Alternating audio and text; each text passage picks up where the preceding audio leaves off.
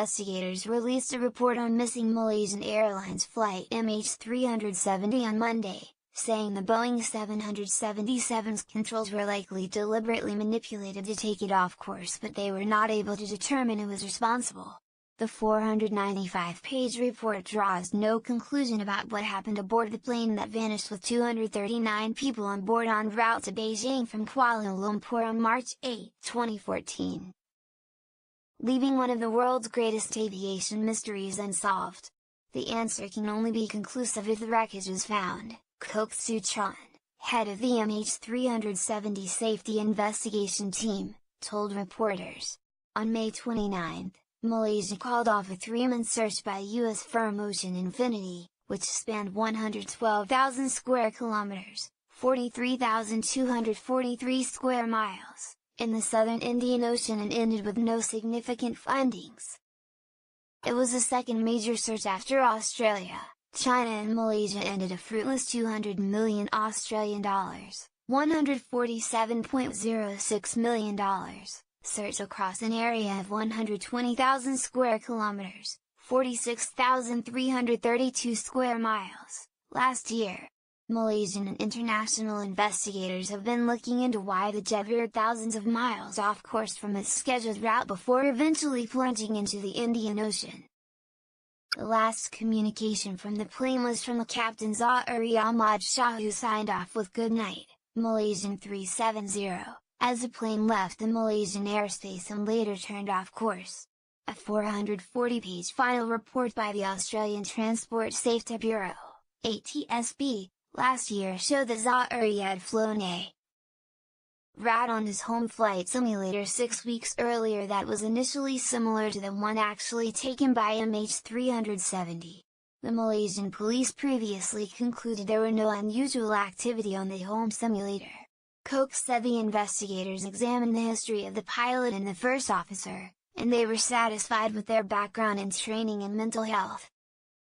"We are not of the opinion it could have been an event committed by the pilots," he said, but added they were not ruling out any possibility since the in-air turnback was done manually and the systems in the plane were also manually turned off. "We cannot exclude that there was an unlawful interference by a third party," Kok said. He added all the passengers of the 15 countries had their backgrounds checked by their respective countries and all came back with a clean bill of health. Conspiracy theories. The inability to locate MH370's crash site has fueled conspiracy theories and online debates over the last 4 years. Theories range from mechanical error or remote-controlled crash, to more bizarre explanations like alien abduction and a Russian plot. Kok said they looked into each theory and rumor raised on social media. "We had over 60 allegations, we removed them one by one and saw what remained behind," Kok said. The report said there was no sign the plane was evading radar detection or that it was taken over by remote control. No irregularities were found in the onboard cargo, which included items like lithium batteries and about 2,500 kilograms of mangosteen.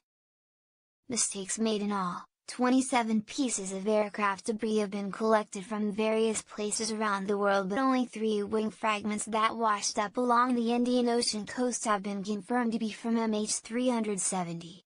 Malaysia's newly elected Prime Minister Mahathir Mohamad has said Malaysia would consider resuming the search only if new clues come to light.